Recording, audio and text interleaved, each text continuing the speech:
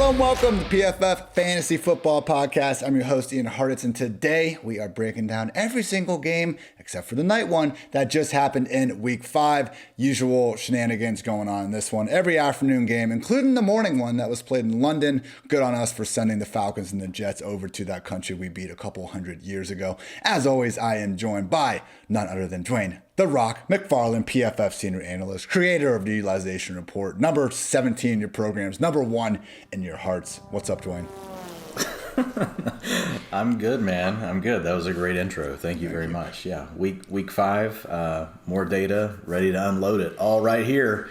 Got to let everybody know. This is kind of like you get the cheat version of the Utilization Report, like on Monday morning. It's kind of cool. It takes me another freaking 2.5 days to write the damn thing, but you get the basics of it right here.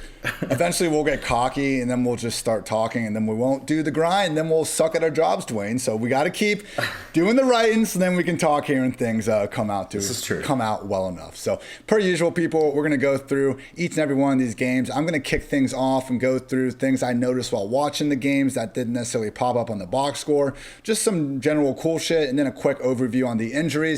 Then I'll throw it over to Dwain for the specifics on the utilization we're looking for. Finally, I get us out of here with a PFF Lily stat, which is just named after my wiener dog, and it's a cool stat that I happen to come up with. So just deal with it, okay? It's my podcast. I want to name a stat after my 28-pound wiener dog. It is what it is. Let's get started with the London game. The Falcons defeated the Jets 27-20. Atlanta covered as a 3-point favorite. Over cashed at 45.5. Wasn't able to get my eyes on this game a ton because I had to record our PFF NFL show during the morning. What I did see is that Matt Ryan, to be fair, someone that we haven't given a ton of credit to start this year, maybe deservingly so, continues to play at least turnover-free ball. And this has been the big difference for me in approaching Matt versus Big Ben, because clearly neither has looked good. But Matt Ryan is at least still doing some things that you would hope veteran quarterbacks are able to do. Distribute the ball around, not continuously implode your own team week after week after week. Matt continued to do that. Not the biggest test with the New York Jets, but hey, you take away Calvin Ridley, Gage, and all these other guys, good performance by Matt Ryan to ring up 342 yards and 2 touchdowns through the air. Can't talk about the Falcons without bringing up my guy, Cordero Patterson. 21 touches, 114 total yards, and he even got on the passing box score. Listen how smart this guy is. He's not just a great player, everyone. Cordero Patterson had a rush that was going for a loss, going nowhere hot. And what did he do? Instead of taking those yards, costing your fantasy team, he threw the ball out of bounds. Incomplete pass, back to line of scrimmage, no fantasy points lost. Pour one out for C-Pat tonight. You owe him one for all year, but the main attraction, everyone. It was Kyle Pitts' week. 10 targets, caught 9 of them for 119 yards and a score. I mean, Dwain, I think I talked to Andrew about this more, about how I was laughing about the whole industry. Oh, Kyle Pitts, rocket ship week. Let's get it. I didn't move him in my ranks. He was my tight end 5 once George Kittle got ruled out before, and he was my tight end 5 after. If you were really worried about his lack of efficiency during the first few games, then okay, I guess that's on you. But last week he had 9 targets. Week 1 he had 8 or 9. He's always been the number 2 pass game option in this offense, and yeah, we got bumped up. Of course we're starting him in this spot. My point was you should have been starting him no matter what, whether or not Ridley was there. So just something to keep in mind there. On the Jets side of things, I'm hoping that Zach Wilson made a couple of entertaining passes. Again, though, haven't had a chance to go back and look at this. I'm going to throw it over to you, Dwain, because it seems like Michael Carter is finally starting to take over. And hey, we got the bye coming next week for both these teams. We got bye week starting next week. Spoiler alert, everyone. Falcons and Jets both on the bye. It seems like Carter's moving in the right direction to take this backfield over come week 7. Yeah, a few utilization notes on this game. Number one, just starting with that Jets backfield. So we saw for the second week in a row that Carter really did dominate as far as the rushing attempts go. He had 59% of those this week. He handled 52% of the snaps, which was first on the team. The next closest was Ty Johnson at 39%. Ty Johnson still has that 2-minute offense role, so he's handling 82% of that. But we did see Carter get a little bit, Ian, and so that's how it starts sometimes, right? It's like the door opens, and you see a little light shining through it, and it's okay, now can he just bust the door down? He had 18% of the 2-minute work, and he had 44% of the long down and distance work, while 48% of that went to Ty Johnson. So I think it's a good day for Michael Carter. 59% of the attempts, 44% of the long down and distance, 18% of the 2-minute offense. For those of you new to the podcast wondering what the hell is long down and distance, what does 2-minute offense mean? So long down and distance, those are situations where 90% of the time the NFL teams pass the ball, right? And so we just want to know who do teams have on the field. In this case, what that means, it is second, third, or fourth down with over 3 yards to go. In those situations, 90% of the time, NFL passes. So Michael Carter is out there more and more in those situations. Not quite all the way there, but yes, Ian, I think it's very encouraging. Just another quick note on the Jets. This one's a little bit more of kind of a bummer, less than an upper. It's Elijah Moore in his first week back since the concussion. Was only out there for 41% of the team snaps, 44% of the routes, per pass play ran. Keelan Cole was actually splitting that work with him. So it was Corey Davis and Jamison Crowder, really the main two options out there. Corey Davis was out there for almost 80% of the routes. This is another thing we're seeing, though, is that the Jets now, I want to say, I'd have to go back and check, but I want to say 3 out of the 5 weeks, we haven't even seen Corey Davis get to the 90% mark of routes, which is what we really want to see, for our top-notch wide receivers, which I'd say, we're thinking Corey Davis is a wide receiver 3, and I still think he stays in the conversation, even with this utilization. He still led the team in targets with 24%, but we'd much rather see Corey Davis out there when the Jets suck as bad as they do. Like, we want him out there all the time, right? Because we don't want to miss that one chance that he could actually, catch a blown coverage or something and get hit for a touchdown by Zach Wilson. We don't want any of those opportunities being missed. So just something to keep an eye on with that. And then from the Falcons side, you pretty much nailed it.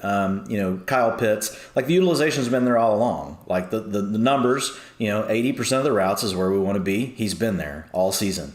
But now we've seen the targets come over the last 2 weeks. Of course, Calvin Ridley being out helps. But you know what I like about it, Ian, is even though Calvin Ridley's out, the player that demands the most, right, from coverage on the opposing team, Kyle Pitts was still good enough to demand targets, right? When they know that it's going to be him and Cordarrelle Patterson pretty much all day, and both players were able to come through. So that says a lot to me about Kyle Pitts, also says a lot to me about Cordarrelle Patterson. Patterson did see a bump in playing time with Calvin Ridley out. Most of it did come out wide. He didn't really take much away from Mike Davis. Now, he did get more of the carries. He had 48% of the rushing attempts, 45% of the rushing attempts went to Mike Davis, but really his big boost came from about a 25% playing percentage increase based on getting the lineup outside because Calvin Ridley was out of the game. Yeah, it's a good point on Pitts making the most out of those targets. He had a sick one-handed snag over the middle, and the touchdown was him basically beasting over a cornerback as he was drafted number 4 overall to do. So definitely credit to Pitts, and I'm happy we got past some of those ridiculous, if Kyle Pitts can't break out this week, is he ever going to do it? Let's give these rookies a couple weeks to get going, everyone. Only injury that seemed relevant in this one, but we didn't have to worry about, was Cordarrelle Patterson briefly going the concussion protocol, but returned and he was good to go. He is the subject of our PFF Lily stat, which is, in 5 games this year, Cordarrelle Patterson has 66 touches. That's his second highest single season mark ever. He had 85 in 2020. They do not give this guy the ball enough, and they never have throughout his career. Finally, the 2021 Atlanta Falcons are, and I think it was PFF Sam. I saw someone say on Twitter, they were just like, I can't wait to have to discuss Cordarrelle Patterson's 2021 season with the Falcons when we're talking about him going to the Hall of Fame. Because this is going to throw such a wrench in it. Now, people like myself, just the stands, the freaking presidents of the fan club everywhere. Not only do we have the kick return GOAT numbers, but we can point to this one year where he got the high-end usage and just balled the hell out. Great day to be a Cordarrelle Patterson stan. Packers beat the Bengals 25-22. Green Bay covered as 2-point favorites. This one was swinging to the Bengals more and more as the week went on. Under hit at 50. So if you guys like watching missed field goals, this was the game for you, because the last 7 possessions ended in the following: missed field goal, missed field goal, missed field goal, overtime starts, interception, missed field goal, and then the Packers won with a game-winning field goal.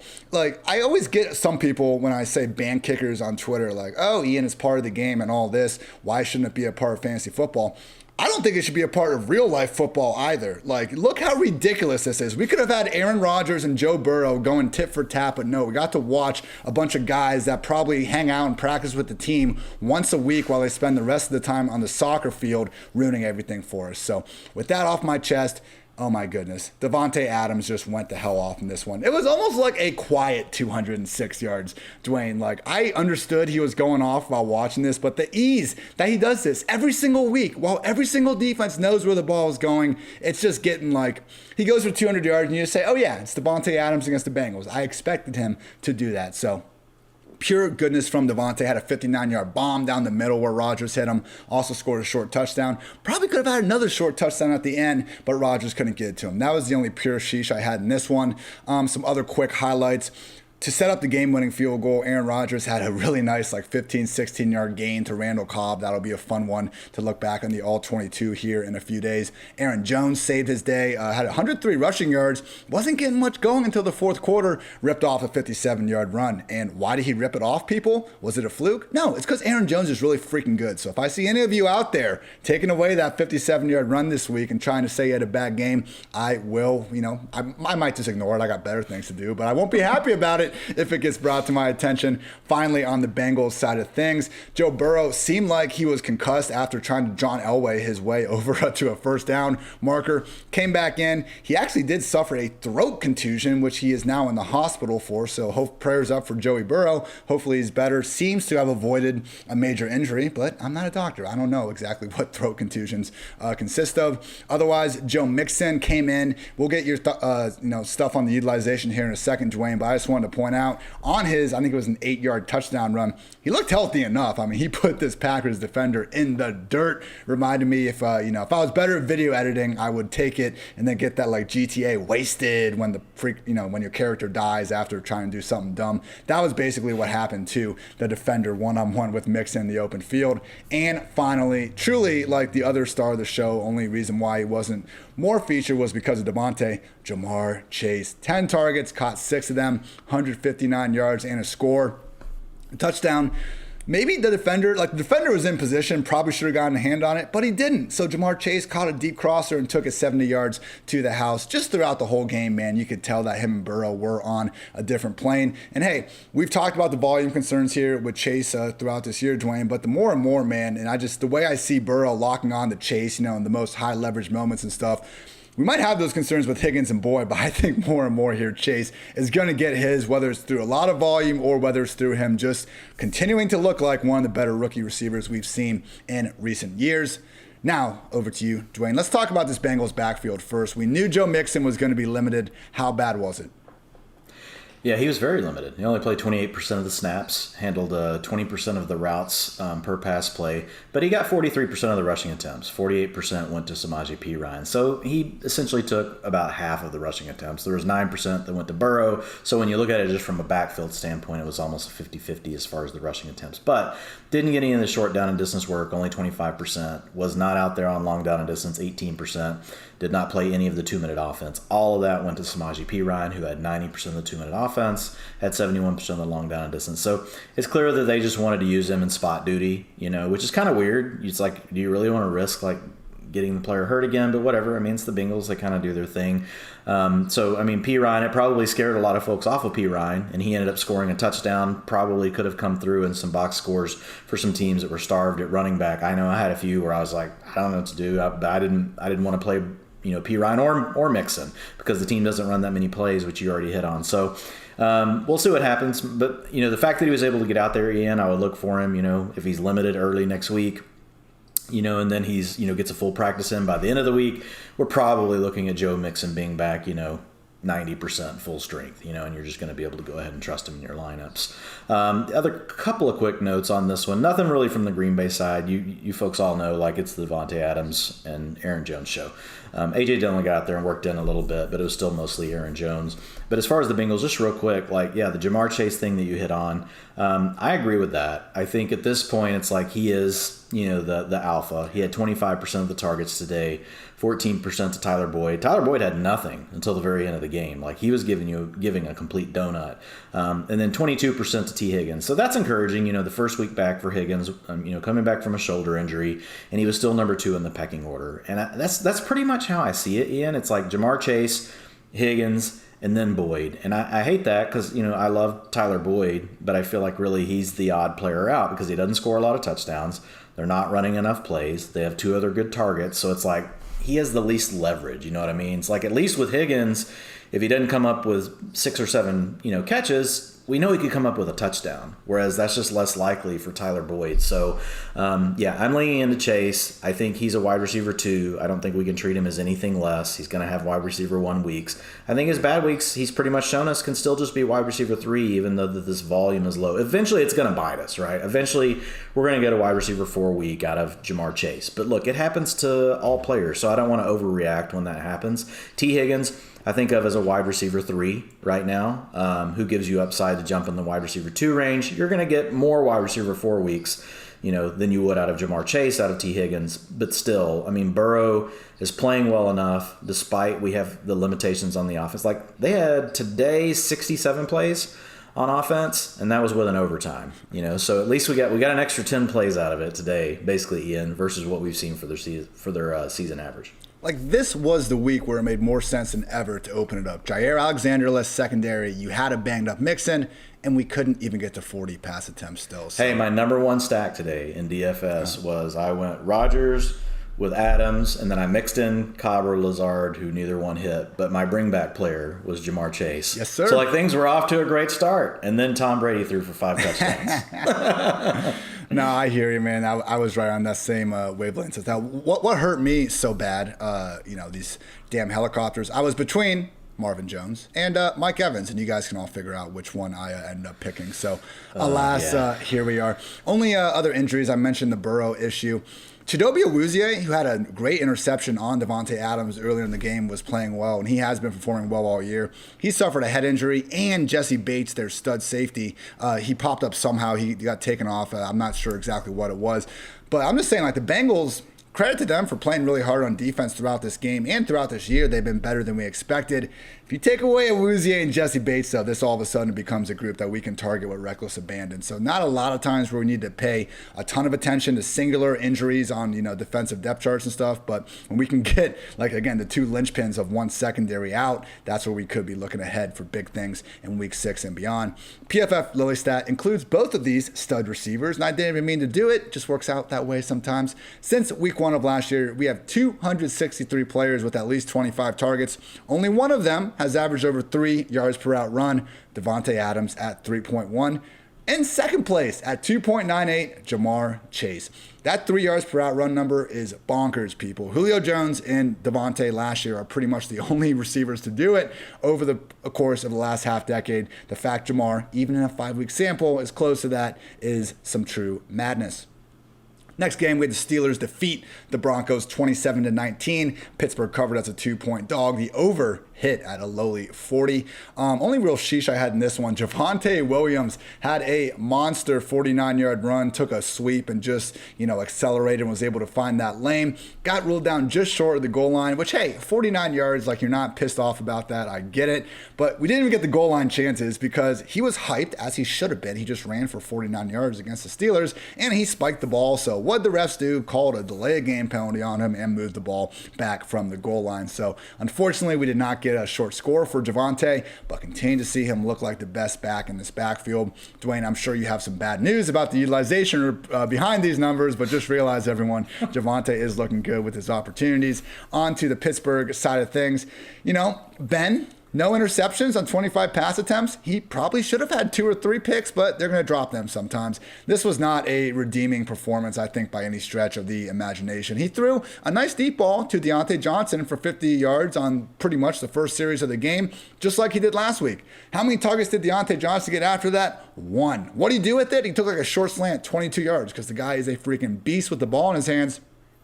We're not going to worry about this, people. I'm pretty sure on the preview for this last week, I was listing off Deontay's target totals with Big Ben. This is the first time in healthy games with Big Ben since week 1 of last year that Deontay has had fewer than 10 targets, and he wasn't benched for dropping balls. So he's still not dropping balls, and he's making the most out of his targets. So Chase Claypool, 5 catches, 130 yards in the score. He had a good day for himself. The big thing with these receivers was that for once, Pittsburgh was able to get a lead in this one, and Big Ben only had to throw the ball 25 times. So wouldn't count on this version of the Pittsburgh Steelers being able to play with this sort of positive game script week in and week out. We'll see much bigger days from Deontay Johnson Johnson. And credit to Claypool for making the most out of his opportunities. I mean, he's been someone where it's been more like, how can we trust Chase Claypool to get this done when the air yards he's getting are prayer yards from Big Ben? Well, Chase Claypool, at least today, man, he was making all of his business after the catch. Slant, curl, making dudes miss, and just really being a beast out there on the field. So Juju Smith-Schuster suffered a shoulder injury. That's probably why Claypool got more of those looks. But hey, if Juju is going to miss time, I think Claypool, wow, the days of expecting top 24 production from multiple guys in this offense are over. I think Claypool could be back in that upside wide receiver 3 range in the nice spot. Only other note, Najee was finding some nice room on the ground. It seemed like he was a little banged up throughout this one, so I would monitor an injury report. Nothing serious, but we saw a little bit more Benny Snell and even Kalen Ballage than we're used to seeing. And that was it for the Steelers side of things. Teddy Bridgewater, credit to him, man. He was playing pretty bad, I thought, early on, but ended up bringing them back. And they were inside the 10-yard line at the end of this game, trying to have a chance to tie it. Unfortunately, couldn't get in the end zone. The true star of the show, though, for Denver was Courtland Sutton, who rolled his ankle on Friday. And at that point, we didn't even know if Teddy was going to clear the concussion protocol. So I wouldn't have blamed a lot of you for pretty much saying, like, I'm not going to play Sutton this week. It's a not easy matchup, potentially without Teddy, and he's banged up. What's he do? He comes back, 7 catches, 120 yards, and a touchdown. Courtland Sutton's a great player. He had a great game. Doesn't have time for your stupid rolled ankles. Get back to treating him as a borderline wide receiver too, however long Teddy can stay healthy and keep this job. Dwain, let's start off on the Denver side of things because we're waiting. We are waiting for Javonte to take this over. I don't think he's getting any closer to doing it, though, despite his production starting to really stand out compared to Gordon. Yeah. And it could eventually happen. We're just not seeing it yet. I mean, Melvin Gordon's at 60% of the snaps today, 42% for Javonte Williams. If you look at the routes per pass play, 53% to Melvin Gordon, 33% to Javonte Williams. Rushing attempts, 53% to Melvin Gordon, 47% to Javonte Williams. Short down and distance, 60-40 in favor of Melvin Gordon. Long down and distance, 54-46 in favor of Melvin Gordon. 2-minute offense, 74% to 26% for Melvin Gordon. So, look, they're almost splitting their carries evenly every week. They just slightly trust Gordon more in certain situations. So he's out there more on short down and distance. He's out there a little more on long down and distance. He's out there quite a bit more in the 2-minute offense. But here's the good news. Like, they're not completely shutting Javonte Williams out from those roles. He's getting exposure to those roles, which to me, that's a positive. That gives him an opportunity. His foot's in the door in those roles. It's not like sometimes we see with rookies where it's like, no way, like you don't get any of that. And so you don't even get a chance to prove yourself. And that's not the case with Javonte Williams. They're actually using them both in all the roles. Just Gordon gets a little bit more in some of those. So I think it's something where we could see Williams still take over. And to your point, like, Williams looks great. Like, he's playing really well. And if you look at his targets per route run for the last 3 weeks, that's been better than Melvin Gordon. So targets per route run, the reason I like it is sometimes a player can't control how often they're on the field, right? Coaches want someone else out there for whatever reason. But when you see a high targets per route run, that means that they're designing things up for them whenever they're out there. And so it shows that there's still a sign of trust. There's also a sign that the quarterback knows, like, I should get the ball to this player. Like, they're pretty good. Like, they can make good things happen. So for the last 3 weeks, Williams has been stronger than Melvin Gordon in that area. And he had a 21% targets per route run this week versus only 9% for Melvin Gordon. So there's definitely some silver lining sitting there for Javonte Williams. Wouldn't be surprised at all in the next 3 to 4 weeks if you see him really take over the backfield. As far as the rest of the utilization stuff for this game goes, there's not a ton here. Just real quick, Courtland Sutton, you already hit on, but yeah, 32% target share, 47% of the air yards, out there 91% of the routes. 98% of the routes to Tim Patrick, though. Don't forget about him. 26% targets, 24% of the air yards. He didn't come through as much in the box score, but actually he played a good game. Noah Fant with Albert O out. Saw his routes hit 88%, which is like super. That's like elite. So if we hear that Albert O is going to be out again, like, this is a big thing for Noah Fant, because this is 2 weeks in a row where we know Albert O got knocked out early last week, and we saw Fant's up over the 80% for routes per pass play, which is what we want to see.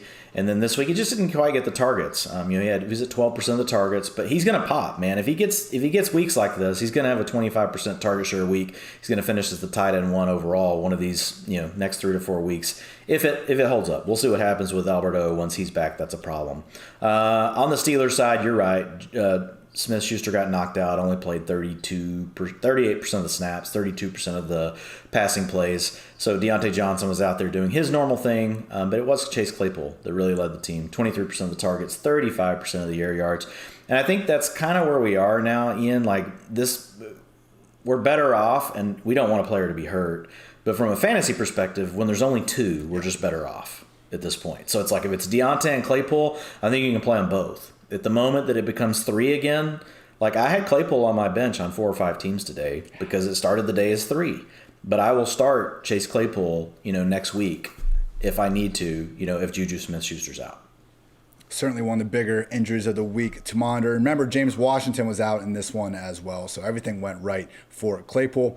PFF Lily stat, though, is about Courtland Sutton, and this is, again, we recorded this during the early parts of Sunday Night Football because we assume most of you are watching that game. So before Sunday Night Football, only 5 players in the league have at least 600 air yards. Number 1 is Devontae Adams. Number 2 is Mike Evans. Number 3, Courtland Sutton. We also have Terry McLaurin and Jamar Chase over that 600 number. I'm sure Tyreek Hill and Stephon Diggs will join that group probably after tonight. But hey, people, add them to that group. That's still great company for Courtland Sutton to be in. I understand, this didn't mean quite as much when Drew Lock was under center for that half last week. But with Teddy continuing to play some good ball, we should be more than confident about firing up Sutton week in and week out.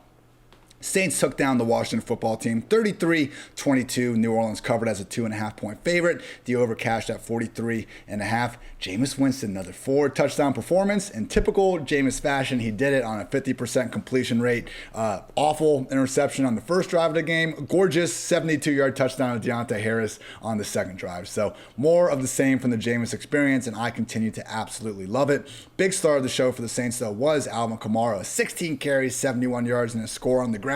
And we finally got some receiving work as well. 5 catches, 51 yards, and a score that could have been even bigger, people. I didn't get to watch this whole game. It was kind of on a little bit the other side of the room. But the one thing I did see was Kamara getting open deep, and Jameis put it on him, and Kamara couldn't come down with it. Just off the fingertips, I think some haters might say Jameis could have done it 6 inches shorter. I don't know. I saw it hit the fingertips, and maybe Kamara takes it in the house. So either way, great game from Kamara, and we started to see some more of that receiving usage that we have been badly missing. Also want to point out that Marquez Callaway, 2-touchdown day. One of those in 49 yards came on a Hail Mary before the end of the half. So great. We love when guys can go up and make those awesome plays. Probably not the stickiest thing to be anticipating every single week. And I also just got to give a shout out. I mentioned it before, but Deontay Harris, who unfortunately had to leave, I think, shortly after this with a hamstring injury. But Andrew Erickson's DFS call, he was number 5 on our PFF wide receiver cornerback matchup chart going into last week, and he got that 72-yard score. So Justin Jefferson was number 1. Thielen didn't get his targets to quite come through. I think Devontae Adams was top 3 as well. Always got to be pay attention to those top wide receiver cornerback matchups. Everyone, we reference them multiple times a week on this very podcast. Final note over on the Washington football team. Disappointing game for Terry McLaurin.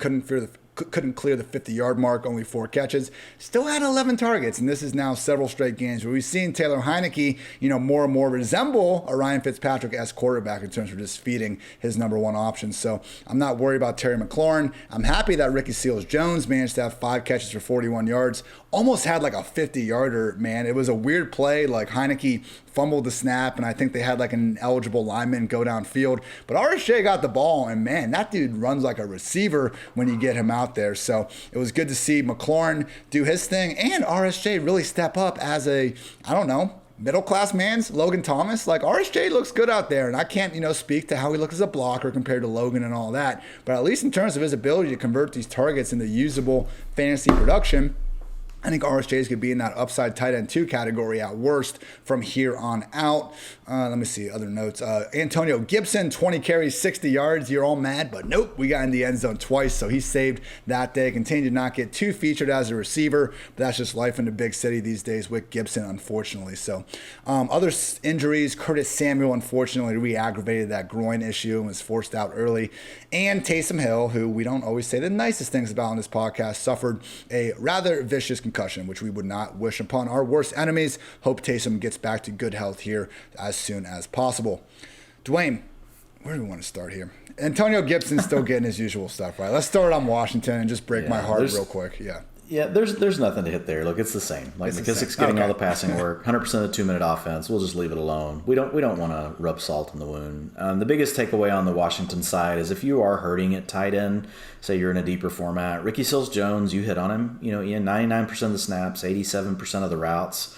24% target share, was second on the team behind only Terry McLaurin. So I think Ricky Seals-Jones is a player that you can pick up, that you can trust in your lineups, for a couple of weeks if that's what you need. We know that we've got Logan Thomas on the IR, so he's at least miss 2 more games. So Seals-Jones, not somebody to go nuts with, but a player that can nicely fill in for you. And you got another couple of games. He's playing the exact role that Logan Thomas was. And it's a player that we've seen flash in the past, right? Consistency's never been the name, right? There's Ricky, then there's Seals, Jones. There's not consistency, Jones. But maybe he can fit it in. We could do it. We can rename him. So we'll see what happens with that. Kamara, last thing on this game, and we can move on. 88% of the snaps, 71% of the routes, 76% of the rushing attempts. Kamara is getting bell cow usage. Unfortunately, he's in an offense that's, hit or miss, very much so. But the big scare last week was 0% targets to Kamara. This week he had 29% of the targets. Targets per route run, 32%. So he led the team in targets today as a running back, had over 2 yards per route run today, which is a big deal. Last one, real quick thing. If you're in a super deep, nasty league that you never want to play in again, but you got to finish this year, Devine Ozigbo is really probably the backup to Kamara right now, not Dwayne Washington. He was out there the next most from a snap percentages. He actually got out there on some passing downs, did some things, whereas really Dwayne Washington was just kind of chilling, collecting a paycheck. We talked about Alvin Kamara as a sell high on past episodes because of his lack of pass down usage. And again, people, an example trade that I sent out with Alvin Kamara last week on a team where I was loaded at RB and a little weak at wide receiver, I tried to swap Kamara for Justin Jefferson. So, Dwayne, would you still try to maybe do that in the right situation, or was this usage enough to kind of change your opinion on how to value Kamara moving forward? Look, I'm just scared of the Saints offense overall. Look, let's remember the football team, for all that we thought they were going to be, as far as defense, they're terrible. They may be the worst defense in the entire NFL, which I don't get. I don't understand how it's possible, but it's what's happening right now. And so I don't want to overweight this too much. Now, utilization, speaks, for itself. They're going to target Kamara plenty, but at the end of the day, I do not like the Saints offense, Ian. You're eventually going to get Michael Thomas back. You're going to have Traquan Smith here before very long. Maybe those pieces help out.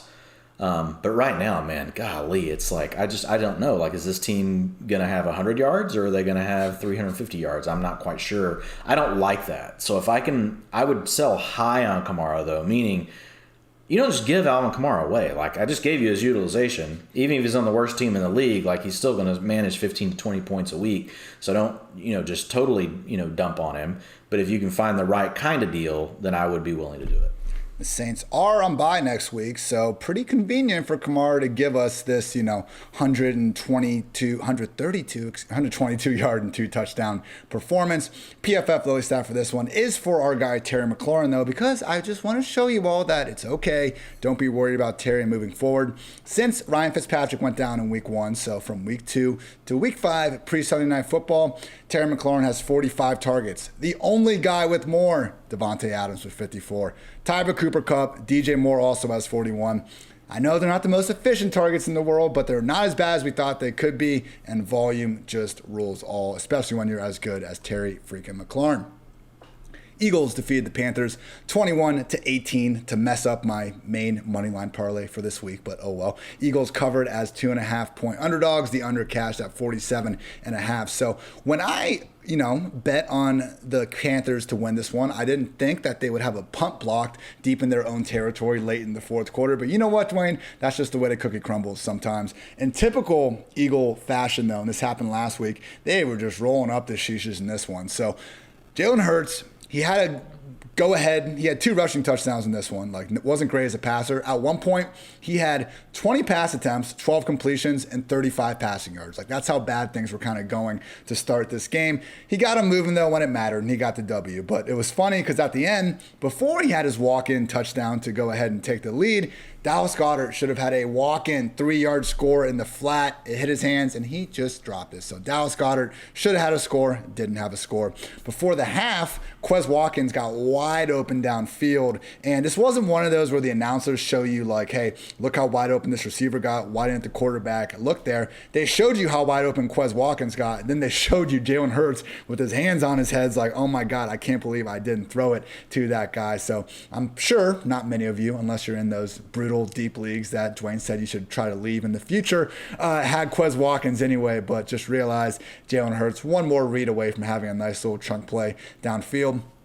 And I think he figured out as the game went on. To be fair, and Dwayne's dog agrees with me. Like, to be fair to Jalen Hurts here, like, he was playing again without 4 starting offensive linemen. And okay, they made it work a lot easier against the Chiefs. Panthers are a much better defense than what we're seeing in Kansas City. So I really wouldn't be too concerned about Hurts' performance as a passer. Final note: Devontae Smith had a rub route touchdown from the goal line, nullified on an offensive pass interference. I get it. It's kind of what freed him open. Greg Ward probably could have done a better job not totally selling out to like block the guy, but I've also seen worse calls with this. So Devontae Smith had a great game as it was, 7 catches for 77 yards. Also could have had a short touchdown, and you can just tell, man, like they are focusing in so far on Devontae as a number 1. So he's given us now back-to-back more than fine weeks. I think he's still just scratching the ceiling on what he could be this year. I think those are my main Eagles notes. Yeah, just real quick on the Carolina side. We saw the bad version of Sam Darnold. Dwain didn't necessarily think it'd be out here yet. I'm not going to sit here and tell you all I was right, because he's been much more good than bad this year. But yeah, when the guy isn't going to vie for the league lead in rushing touchdowns, a little bit harder to get by when you're going to throw 3 picks and fail to clear 200 yards through the air. So we didn't get that Konami code rushing upside, just 2 rushes for Darnold in this one. And yeah, just through the air. I mean, nobody even had 50 yards in this one. If you can't get DJ Moore to 50 receiving yards in a game, you're probably the problem. Today, Darnold was the problem. But Dwain, I'll lead you into here. It might be, I don't want to say it's useless because it's good new information for the future, but Chuba, we did not see Rodney Smith find his way into the box score. Instead, we saw Chuba with 24 carries and with 6 targets. How high were those snaps, Dwain? Because my goodness, this looks great on paper. Yeah, man, he did really well. So, I mean, it's like you said, we'll probably see McCaffrey back, but 65% of the snaps, 86% of the rushing attempts. But no, to your point, 88% of the 2-minute offense. We didn't see that the previous week. So, that's a step forward for him. Whereas you had Rodney Smith out there for only 31% of the long down and distance, 13% of the 2-minute offense. So really everything else went to Chuba. So yeah, I think that's a positive thing for him. The only other couple of quick notes on here, as soon as we get kind of pump up Kenneth Gainwell last week on the podcast, for waiver wire, of course they give Miles Sanders more work this week. Didn't necessarily show up in the box score, but it is an encouraging thing for Sanders. He played 75% of the snaps. That's the best he's had this season. 67% of the routes. So that's a good number. And he was actually targeted. He was not good on them. I don't even know. Like, I have to pull up the box score here, Ian. But I want to say it was, at one point, it was like 5 catches for 6 yards. Something like that. 5 catches, 6 yards, 5 targets. That's like a Jordan Howard rushing line. That's Miles Sanders receiving total. So maybe that's why Miles Sanders doesn't normally get that many targets. But he handled 52% of the rushing attempts. 38% went to Jalen Hurts, right? Which is why we love Jalen Hurts. And he can pull 25 points out of his hat like anything, man. Rabbit out of the hat. Or as Jason Witten would say, rabbit out of the head. You can pull a rabbit out of the head, 25 points at any moment. So yeah, an increased role for Sanders today. I think that's positive. And he even picked up 40% of the 2-minute offense. That had all belonged to Kenneth Gainwell up until now. So maybe it was a case of like what you like to call the squeaky wheel, Ian. I think there might have been a squeaky wheel all week at Eagles practice. The problem is he didn't really pay off. So, don't just go cutting Kenneth Gainwell just yet. This is a team that I still think we could see Gainwell get more and more involved. Miles Sanders not doing much with the touches. But that's pretty much it for this team, for this game. I would say, I know some of you are big Tommy Trembles. You folks love Tommy Tremble. I get it in my DMs all the time. And look, I love him. He's a great player. As far as like athletic profile, raw athletic score, has all these things. Here's the problem, folks. 37% of the routes. It's just not enough yet. Yes, he did catch a touchdown standing all by himself in the end zone. He almost didn't know what to do after he caught it. It's like, do I run? Do I turn around and face the stands? What do? I don't know what to do. So just kind of hold on the Tommy Tremble thing. It's not quite happening yet. And even if it does, like, he's going to be like the fourth or fifth option in the Panthers offense. It's Terrence Marshall all over again, man. It's nothing about Tommy Tremble. It's just that DJ Moore, Christian McCaffrey, even Robbie Anderson, and probably, like what happened today, Ian Thomas, who also plays tight end, are going to work ahead of this guy. So Dynasty or something like that, if you want to bet on the talent long term, that's fine. No, we are not expecting Tommy Tremble to carve out a usable fantasy role in the year 2021.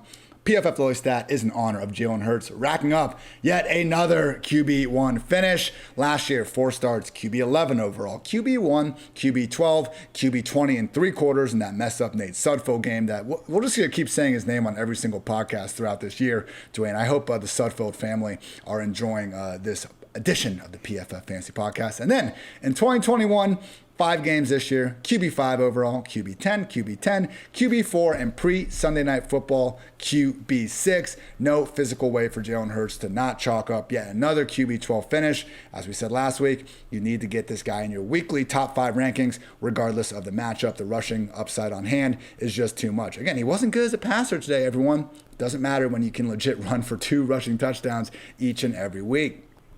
Titans massacred pretty much the Jaguars 37-19. This was the typical Derrick Henry game. Titans did cover by 4 points. They were 4-point favorites, I should say, and the over hit at 49. But yes, Derrick Henry, 29 carries, 130 yards, 3 touchdowns. It's just automatic. His long run was only 15 yards. Credit to him for just consistently pounding away at this Jaguars front. And they just really didn't have an answer, and the Titans didn't really need to try much else. Ryan Tannehill only had 22 attempts. They were trying to seemingly feature A.J. Brown a little bit, as they should. He's A.J. freaking Brown. He only caught 3 of 6 targets for 38 yards, though.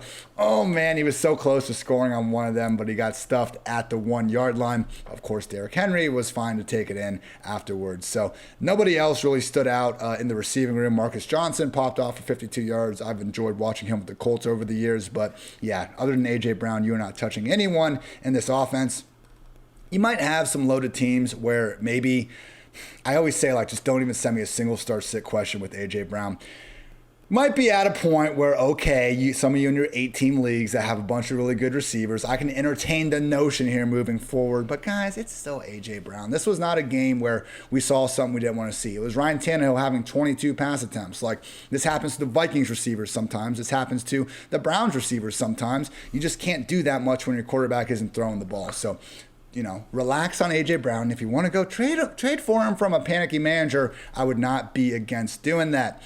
Some cool notes I'd noticed here. Laviska Shenault, usage terrible, which, Dwayne, I'm sure you have plenty on that. But I will say that 58-yard catch was awesome. He must have broke 3 or 4 tackles along the way. Continued to see the sort of breaking tackle ability that made us fall in love with Viska in the first place. Unfortunately, Urban Meyer, too busy working or partying or whatever the hell he was doing in 2020 before getting to the Jaguars and then doing whatever the hell he's doing now. But how about James RB1, son? We might be back. We're getting pretty close, everyone. 18 carries, 149 rush yards, and a score on the ground.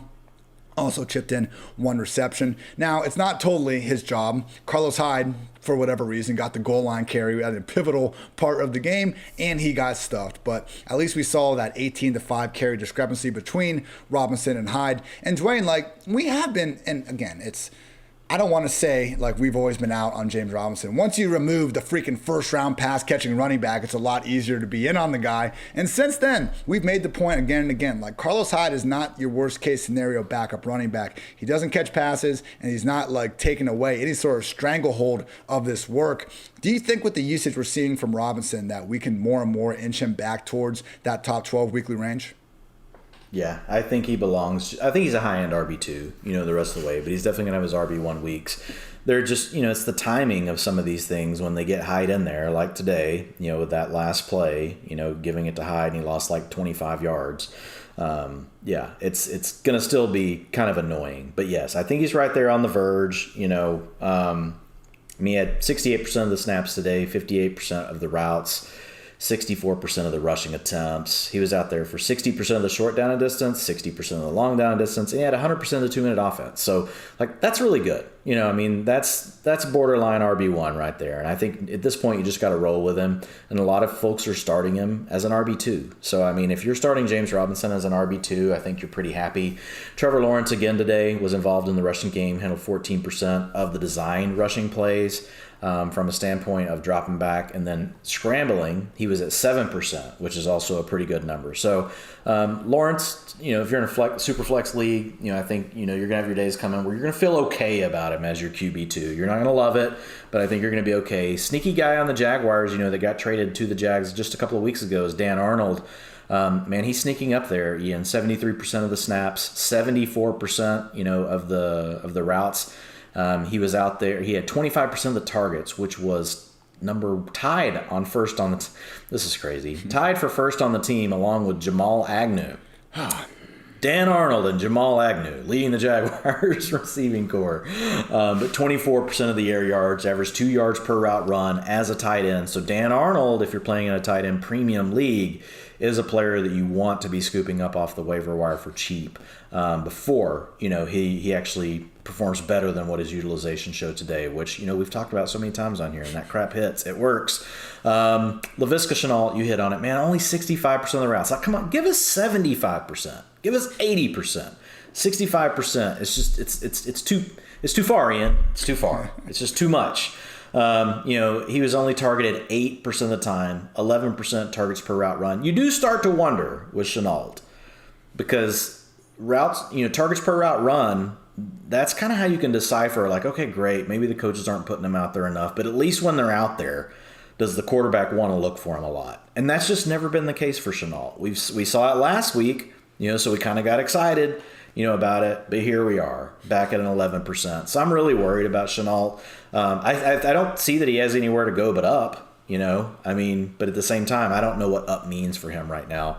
On the Titans side, A.J. Brown, 89% of the routes per pass play. So he's not quite at 100% yet, but, you know, he's getting closer. Expect to see that number bump up over 90. He still led the team in targets, 26% of the targets, carried 27% of the air yards today. So he's going to be fine. He's just got to get going again.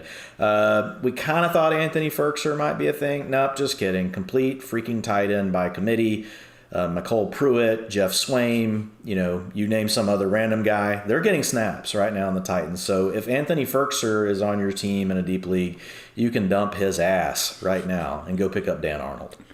Oh, man, July was such a sweeter time. We could have good conversations about Anthony Ferkser. And, hey, man, look, Laviska, think about it. If Marvin Jones gets hurt and, like, James Robinson gets hurt and the rest of the team gets hurt, then maybe he'll get targets. Nah, I hear you, man. And the hype always seemed a little extreme. I was down to, like, it's one of those things where it was similar, like, to Brandon Ayuk. I wasn't against treating Viska as the number one in Jacksonville, but the extent and the disparity that people were kind of putting between him and the rest of the guys was where I was usually off the ship there. So yeah, the dynasty committee wins on these things. Like, the dynasty community, look, which I get, and there are things to be taken from the dynasty, you know, thought process, and that we should be using them for season long. But sometimes things get, and typically it's a situation like this where it's like, oh, well, Marvin Jones is ancient. He's a fossil. Like, it has to be Laviska Shenault, you know?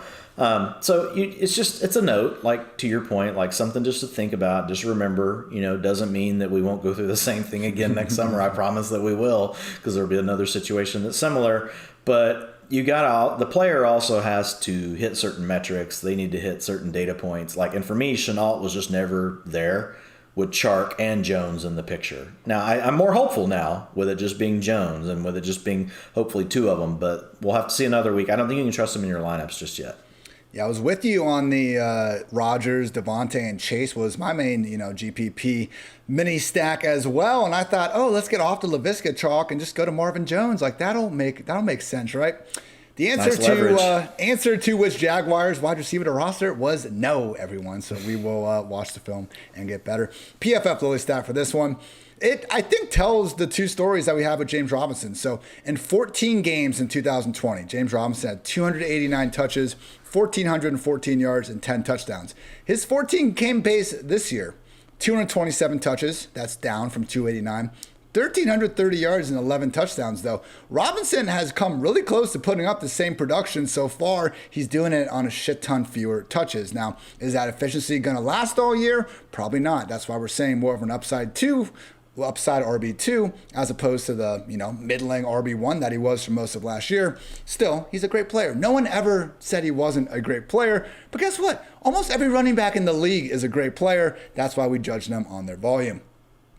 The Vikings took down the Lions 19-17 in an entertaining, at least the M was cool, NFC North affair. Detroit covered as 10-point dogs, as they've done seemingly all year, under hit at 49.5. Didn't get my full eyes on this one, so apologies if I missed, any better ball touchdowns or drops or anything like that. But what I did see, at least a lot early on, was Justin Jefferson making mincemeat out of just about everyone, man. 8 targets, caught 7 of them for 124 yards.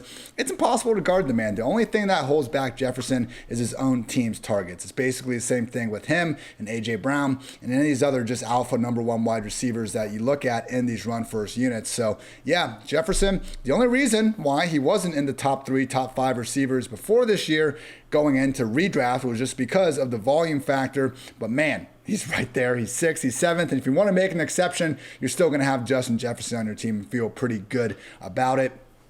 Also, we had Dalvin Cook ruled out, and not ideal. We would have wished he played and been healthy, but if it means he's going to be healthy down the road, then that should be a net positive. And if you had Alexander Mattison on your team, I hope for the love of God that you started him because, again, people, they play the same role. When Cook's out, they just put Madison in there. And you know what? They even kind of look alike sometimes with the dreads flowing out the back of their helmets. So we got Zach Ertz and Dallas Goedert, Cook and Madison. I think Mike Williams and Jared Cook's becoming a tough one as well because 81, 87, and they're both just huge. So many teammates that we have problems with identifying around the league. I don't know, guys. Throw in like a special sweatband for us. I'm not asking for much. But anyway, Madison, 113 yards rushing, 40 yards and a score through the air.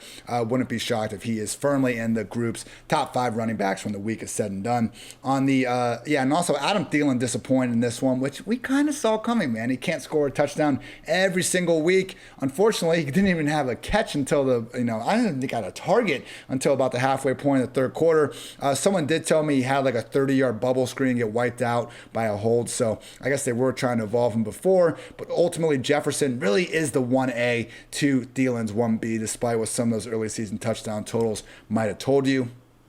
On the Lions side of thing, TJ Hawkinson, just 3 targets. I wouldn't worry too much. I know he had to do a lot to even play in this game to begin with, so I wouldn't be shocked that they just didn't want to put a ton of receiving work on his plate. And then we'll just note that DeAndre Swift, while he continued to split the work, did find his way in for a late touchdown. That the Lions went for 2, took the brief lead, and then Kirk Cousins got them down in field goal range and ultimately got the win. So, Dwayne, let's start things off with Swift and Williams because one week it's the Lions saying, oh, Swift's really going to start to get featured more. The next week, it's them saying it's going to be a hot hand approach. I think what the utilization tells us all season, Dwayne, is that it's going to be a back and forth thing and that DeAndre Swift is getting so much receiving work that it doesn't really matter.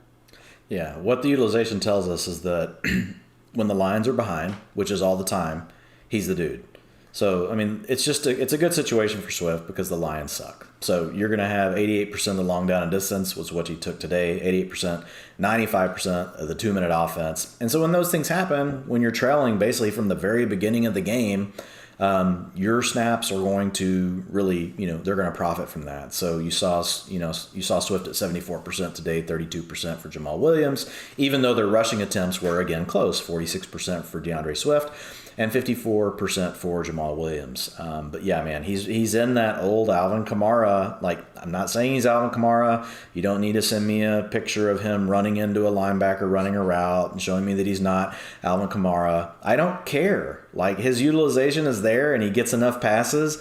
And maybe he sucks. I don't even know, but it doesn't matter to me because he keeps scoring fantasy points, and he's getting used a lot in the areas that drive fantasy points. So if you think about it, the 2-minute offense, 20% historically over the last 5 years, 20% of a running back's targets come in the 2-minute offense. He has all that. 20% of a running back's targets, 21%, come in long down and distance. He pretty much owns all of that work. And then he gets half of the early down work too, which is where the other 50% of running back targets come from. So what does that mean? That means he gets 70% of the Lions running back targets, and they're behind all the time, and they have no one else to throw it to, so it's exacerbated because they don't want to throw to their receivers. So it works out great for DeAndre Swift. That's really all you need to know about him, because I don't see that changing, Ian. Eventually we're going to get some game script where the Lions lead and they win. It's probably going to be a bad day for DeAndre Swift, but we know that it's coming. There's just not going to be that many of them. TJ Hawkinson, I think you hit it. You did a good job with it. Like, don't freak out, folks. Look, he's still over the 80% route number. He played hurt this week. He wasn't able to practice till the end of the week. I say this is a buy low opportunity on TJ Hawkinson. I mean, you tell me, who else are the Lions going to throw it to once he's healthy? Like, it's him and DeAndre Swift and Jamal Williams. That's the whole offense right now. I don't really think that's going to change. Do the Lions suck? Yeah, but, they've played, this is bad. They've played better than an 0-5 record, right? I know 0-5 is bad, but, I mean, they've kept things pretty close. They've kept it respectable. So I'm okay with still, being high on TJ Hawkinson. I think we need to. And to your point, Justin Jefferson just really has started to separate himself from Adam Thielen. I mean, 25% of the target share versus only 13% for Thielen. Thielen's still going to have his days. He's still going to give us a wide receiver 2, wide receiver 3 production, but you can't be in these games where the Vikings are ahead the whole time. Like, those games, really, you can probably only support one receiver, and then you're going to get whoever the starting running back is for the Vikings. That's going to be the 2 players that you really want to be rostering that week. And we've seen this in the past with the Vikings. Once they get ahead, like, they are very willing just to be like, just look, dude, Justin Jefferson was on the path for a freaking huge day. I mean, he had, how much of that did he have in the first quarter? That's what I'm saying. It happened like all immediately, and I was almost surprised when I look at the box score that it wasn't more. Yeah, he probably got 80% of what you talked about in the first quarter. And then they let their foot off the gas because that's the Mike Zimmer effect, right? That's the defensive coordinator, former defensive coordinator, now the head coach. We see this a lot. I'm not saying it's every one. We don't see it with Brandon Staley, but we do see it with a lot of the traditional guys like Vic Fangio. Mike Zimmer's been doing it for a long time. We even see it with John Harbaugh, which he was special teams. So with Justin Jefferson, look, you're going to be fine. Adam Thielen, you're just going to get some of these stinkers. PFF Lily stat is for Alexander Madison. We now have 5 solid examples of him working without Dalvin Cook. 4 starts and another game last year where Dalvin was out after, I think, like 30% of the offensive snaps or so. In those games, he has had 32 touches, 32. 11 in a game that got away from them. We saw Amir Abdullah come in a lot more. 23, and then 24. Good for an average of 24.4 touches per game. Dwain, that'll work. Where do you have him ranked this week once Dalvin Cook got ruled out? I think I put him 5th or 6th. Yeah, I had him in the top 8. It's when that happens, especially in this matchup with the Lions. Like, I was tempted to just be like RB1, But yeah, I think you hit all the right notes with that. Like, I think we've seen now enough.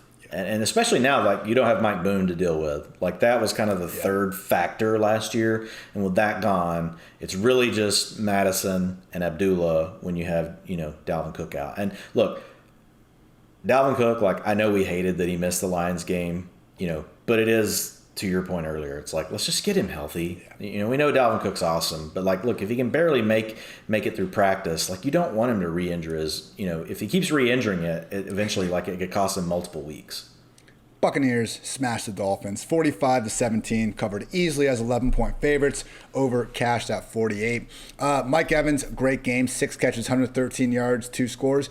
Could have had even more. Like, Brady threw him a bomb on one play, probably would have been good for 40. Evans adjusted to it because he's so freaking good at his job and such a good player, and ended up bouncing off his hands. So I think a lesser player probably doesn't get that target, probably doesn't adjust to it as well, but it's Mike Evans. We have high standards. So I would also note that on the Dolphins side of the ball, Jacoby's only interception went right off Jalen Waddle's hands, so I wouldn't blame him for that. And Preston Williams dropped a touchdown that, would have been a great catch, but hits you in the hands, you're in the end zone. That's a sheesh from me. And credit to Jacoby Brissett in this one. I mean, he suffered a hamstring injury in the first quarter. We had to get carted to the locker room, get carted back to the field. He was hobbling all over the place, and he's a guy that holds the ball a lot and needs to use his legs to move around. Couldn't do that in this one. Didn't register a rush attempt and was okay, man. Only took 3 sacks. sacks, managed to throw for 275 yards and a pair of touchdowns. Like, I'm just surprised that they were even somewhat watchable throughout this. I wouldn't have blamed them for rolling over and pretty much getting smashed. I know the scoreboard still looks bad, but I will give that about, Brissett. We always say on here, Dwayne, Jacoby Brissett, very gritty, and he continued to prove that one today, playing through the pain. Big note from Miami. My favorite bet I won today was Malcolm Brown under rushing yards because he didn't even have a rush attempt. So that one was not too hard to sweat. They only ran the ball 9 total times, and we see this again and again against the Buccaneers. I believe Underdog Fantasy's Hayden Winks put a good chart out showing that against the Buccaneers, I think the Cowboys were the other team, teams are just passing well above the neutral rate that we would expect. So, yeah, NFL teams are smart. We know not to play running backs against the Buccaneers. You think other teams look at that front seven and say, hey, let's run the ball 20 times up the middle? Of course not. So what happened? Did Jalen Waddle, did Preston Williams, did all these other guys ball out against the fantasy's single worst defense in PPR points per game allowed to wide receivers? No, Myles Gaskin caught 10 passes for 75 yards and a pair of touchdowns. He has made some great passes in the past. I just think like they kind of caught Tampa Bay off guard here. It was one dump into the flat or wheel route after another, and Tampa had no answer. So credit to Gaskin. Also wouldn't necessarily expect this to be an every week occurrence. Quickly on the Buccaneers, Leonard Fournette, man, it sucks that he didn't exactly fulfill huge expectations, although I guess he still finished with 110 total yards and a score. He only had 12 rush attempts, and the fact he was able to do all that with them, man, he looked impressive out there. And, we've all had our jokes about Leonard Fournette over the years, but I think if you just remove the fact that he used to be this number 4 overall pick, such a hype recruit coming out of LSU and then even going into college, like if you just look at him as the player he is now, I think you'll see an above average NFL running back by most standards. So credit to Lenny for, again, just looking awfully spry out there and making a lot of dudes miss. Antonio Brown, 7 catches, 142 yards and 2 scores. Man, we were watching this game, PFF offices, and I'm there with Tampa Bay Trevor Siakam, who worked with the Tampa Bay Buccaneers for a long time, and he's obviously a huge fan. And we saw Antonio Brown score his, 62-yard touchdown where he basically got a crosser and then ran away from Xavier Howard. Dwayne, like he looked like 2017, 2018 AB. I have not seen him look that fast in the open field with the ball in his hand in years. He's still been great, coming down with some tough catches. His route running, of course, is pristine. He had some great, he called himself Tony Toe Taps for a reason. He did all that, but man, like seeing that explosiveness out of him in this one was truly surprising to me. And Chris Godwin was the odd man out, but when Tom Brady throws for 5 touchdowns and 411 yards, the odd man out still had 7 catches for 70 yards. So this Tampa Bay offense is just absolutely loaded. And finally, a hat tip to Mr. Antonio Brown, fastest player in NFL history to reach 900 receptions, beating Marvin Harrison by, I believe, 6 games. So, Dwayne, Myles Gaskin, it's a fugazi. We're not buying this shit again. We're not back in. We can't do it. We don't. Look, hopefully the Dolphins do understand that Myles Gaskin by far is their best running back. Like, I think it's pretty clear to everyone except for the Dolphins staff. So, like, let's hope that works. I mean, if you look at Gaskin's grades, an 88.7 today, Pro Football Focus grade as a receiver, an 84.6 in the pass blocking, rushing 64.7. But look, what do we care about rushing?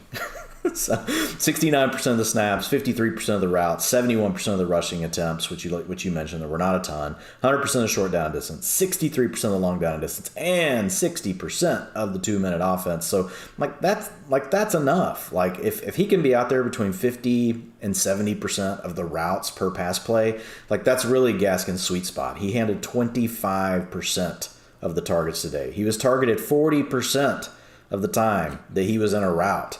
So, like, he was their primary option in the passing game today, and it wasn't really close. The next closest was 18% with Jalen Waddle. Then you had Mike Gesicki and Preston Williams both at 15%. We had a Preston Williams sighting. I love Preston Williams. They have so many receivers there now, but now they have no one because Devontae Parker was out today. He flashed a little bit too, man. Like, he actually looked like extra good out there. The box scores showed better for him when you watched. And he's looked good in the past. So, like, Williams is a player that, like, he just got a little buried on the depth chart, So we'll keep an eye on him. It's really more of a deep league kind of thing. We'll have to see what's going on with Parker. You'll get Fuller back here in a few weeks. He's out with a broken finger, so it's nothing to get super excited about. But it's exciting for the player because he's flashed before. As far as the Bucs go, what was nice about Fournette today, and I don't know that this will last long term, Ian, but he kept 100% of the 2-minute offense, which had been Giovanni Bernard's before Bernard had been knocked out with the MCL injury. It could have just been partially bringing Gio back slowly. Gio is actually pretty good at that role, so I would be surprised if Gio didn't eventually get that back. But if he doesn't, that's huge for Fournette. I mean, the other thing is, like, Ronald Jones, man, like 14% of the snaps. I mean, basically he gets a fifth of the rushing attempts every week. That's really all you get from Ronald Jones anymore. So that's a good thing for Fournette. So he's at least going to get half the rushing attempts. If he can hang on to, say, half of the passing down work that he, didn't have previously before Gio got, injured, like, that's really big for Fournette. That would make him an every week RB2. But if all of that work does start to go back to Bernard, then you just have these games where you don't know what's going to happen, and if all of a sudden the Bucs do trail, and typically the Bucs are going to lead, so you're going to be okay, but it can cause a problem for you. The last thing is Cameron Brate. Like, as soon as we kind of tried to trust him, we're like, hey, streaming option, Cameron Brate. Just kidding. You're only going to run route 40% of the time. You're going to get your target share today, Cameron Brate, in Fantasyland is going to be 2%. How about that? How about you just suck it? O.J. Howard was out there 59% of the snaps, and he saw 5% of the targets. So it's not like it was really going anywhere else. Like, they just didn't throw the tight ends today, but it was more of a rotation than what we thought. So they kind of threw us a little bit of a knuckleball on the Cameron Brate thing today. With Fournette, it's not a 1-for-1 comp, definitely different player types, but in terms of just their role, assuming Gio does get the 2-minute stuff back, which I think is fair, Fournette's almost like Jonathan Taylor, but in a much better offense if we look at a 3-back committee, but Fournette is he's the clear-cut leader on early downs, and he still does get targets from time to time. Rojo, just like Marlon Mack, is not a factor, and if Gio or Nyheim Hines leave the picture, then we're looking at a legit RB1.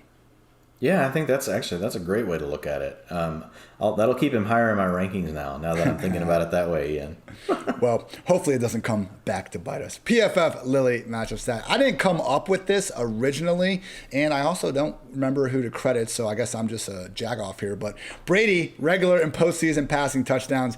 In his 20s, he has 167. In his 40s, he is up to 160 people. This man is 7 touchdowns away from having as many touchdowns in his 40s when he's what, 44? So, like, it's not even like over the course of a much longer year than he did throughout his entire 20s. So, Tom Brady, we just need to keep in mind sometimes, like, when this 44-year-old dude is throwing 5 touchdowns, over 400 yards against probably the single best duo of cornerbacks in the National Football League.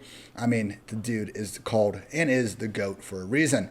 Last 1 o'clock game, Patriots defeated the Texans 25-22. Houston covered as 8-point underdogs. The over hit at 39.5. So, biggest mistake I made in my weekly quarterback predictions article, I try to kind of guess the following week's storyline earlier in the week, was I said Davis Mills was most likely to see ghosts in this one. Hey, we saw him look absolutely abysmal against the Bills, going and facing Bill Belichick. I checked the track record of rookie quarterbacks. Only Deshaun Watson had any semblance of success. Now, only Deshaun Watson and Davis Mills had success against Bill Belichick. So maybe it's something in the water with these Houston rookie quarterbacks. I don't know exactly, but either way, credit to Davis Mills, 312 yards and 3 scores. Got one to Chris Moore, got one to Chris Conley, and also got one to Austin Eckler, I think. I'm guessing on that first name. I sure as hell know he didn't get one to Brandon Cooks, who unfortunately had just 3 catches for 23 yards and 5 targets. It sucks, people, if you play Cooks in this one. This is a positive for the long run, though, because the concern was that we couldn't use Cooks because this offense was going to be absolutely atrocious until Tyrod Taylor comes back, and even then, who knows? So the fact that Mills at least has this in his range of outcomes, albeit I'm guessing this is a little bit fluky, might very well be his best game of the year, it is good for Cook. So we know we're not able to lock him up as a top 12, top 15 receiver that he actually was functioning as for the first month of the year. But I still think even with Tyrod Taylor's absence, you're going to be hard-pressed to rank, 30, 35 guys ahead of Cooks each and every week. Couple sheeshes in this one. Damian Harris scored one goal line touchdown, and he scored another one, but no, he didn't. He actually fumbled just short of the goal line. Houston managed to recover, wasn't able to get that one. And then he was in and out of the lineup with a chest injury for the rest of the afternoon. So Harris was someone that we both got off a little bit as last week progressed, Dwayne, because the Patriots were down 4 freaking starting offensive linemen, and ended up being, if you faded him, a blessing in disguise that he had that injury to deal with. So obviously hope Damian's okay, but yeah, only 14 of the team's 30 rush attempts in this one. We also saw Ramondre Stevenson get plenty involved, although not too successfully.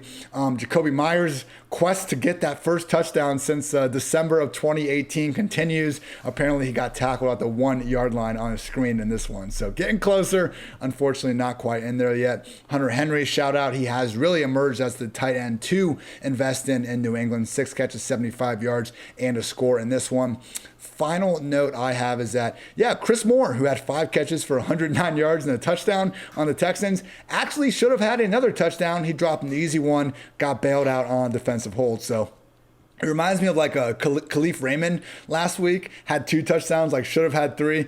These random auxiliary receivers almost going off just cracks me up sometimes, Dwayne. But for any of you out there that were feeling frisky through Chris Moore into the starting lineup this week, kudos to you, and I'm sorry you didn't get that second score. So, Dwayne, feel free to go wherever in this one.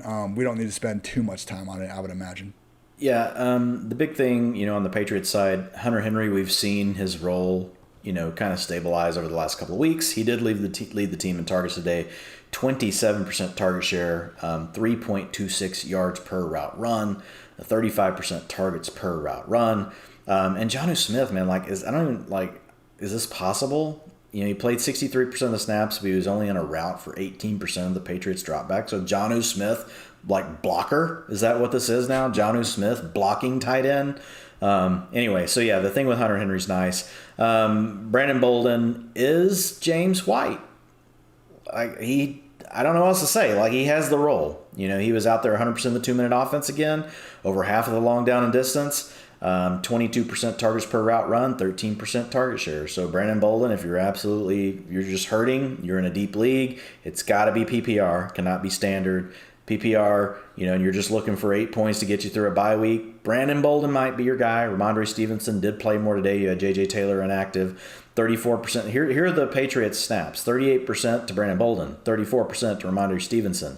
33% to Damian Harris. Now, Damian Harris did deal with an injury. He handled 45% of the rushing attempts. But Harris was playing at the end of the game. But we saw more Stevenson as the game went on. He handled 39% of the rushing attempts. As far as the Texans, the only thing I'll say about Brandon Cooks, 21% of the target share, so he was still tied for first on the team, along with, the alpha, Chris Moore. But only 50% of his passes were catchable today. So, it's not necessarily on Brandon Cooks. So he and Davis Mills, obviously, they've still got a little bit that they need to iron out. So while Mills had a good game, wasn't as good for Cooks. And look, the Patriots are not going to let your best weapon beat them. So they came into this game saying, look, what do we got to do to make sure Brandon Cooks doesn't beat us? And the idea they came up with was we'll let Chris Moore try and beat us, which he almost did. Kudos to you, Chris Moore, for stepping up, like you said, and doing what you did. But don't go pick him up on your waiver wire, folks. Do not go pick up Chris Moore. And yeah, this PFF Lilly matchup stat is going to be a little bit hateful towards Mac Jones. But I just want to kind of put what he's done this year in a little bit of context. He loses week 1 by a point to Tua and the Dolphins, who we know aren't all that good. Damian Harris fumble aside, they were in that game, but they scored 16 points. Okay, great. They beat the Jets in week 2. Zach Wilson and company, they scored 25 points. Then they scored 13 points in a pretty convincing loss to the Saints. Then they scored 17 points in another close loss to the Buccaneers. And now, okay, they beat the Texans, but Mac Jones has really got by not doing hardly anything in this offense. And the fact that they really have, over the last few weeks, let him throw the ball a lot more, and we still haven't seen any sort of upside, is concerning, particularly downfield. This year, on passes thrown at least 20 yards downfield, Mac Jones is 4 for 19. 0 touchdowns, 2 picks. Only Jared Goff grades out worse among 31 qualified QBs.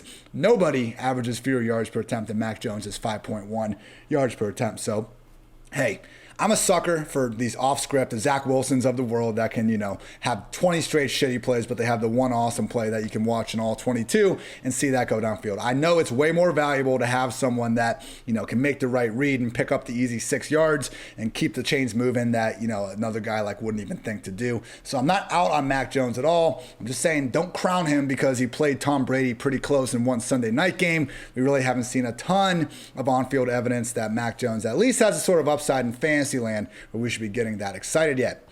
Now, let's take a quick break and give a shout out to our sponsors because the PFF Fantasy Football Podcast is sponsored by Western Southern Financial Group. While you focus on your roster moves, Western Southern helps you advance your money moves. Buying your first home, planning to start a family, wondering how to make your money grow? Western Southern's playbook of life insurance, investment, and retirement solutions helps you rest assured on game day. So team up to identify your needs and address your goals with a game plan built just for you. Get started at westernsouthern.com/PFF. Also, it's football season, baby. You know what that means? It means we're going for 2 here with the sponsors of today's show, Manscaped. Listen through hairs has never been easier, and it's time for you to join the 2 million men worldwide who trust Manscaped by using code PFF at manscaped.com for 20% off plus free shipping. It's 3 and out the window with all the trimmers. Now go tame that Wildcat offense. Again, get 20% off and free shipping with the code PFF at manscaped.com. That's 20% off with free shipping at manscaped.com and use code PFF. All right, people, we are down to our final 4 afternoon games. Cowboys really knocked the Giants around 44-20, covered as 9.5-point favorites. The over cashed at 53. Not exactly the full-strength Giants we were hoping to see, though. Daniel Jones suffered a concussion after getting up awfully wobbly, tried to score a touchdown on a little bootleg, got his head rammed into the turf. We hope Jones is feeling better. And in absolutely tragic news, Saquon Barkley suffered a lower sprained ankle. It was the size of a balloon. I'm sure you've seen the picture on Twitter if you're a true fantasy diehard or at least a Saquon stan, such as myself and Dwain. And this just sucks. We got some words from Rap Sheet afterwards, and this is from Ian Rapoport himself.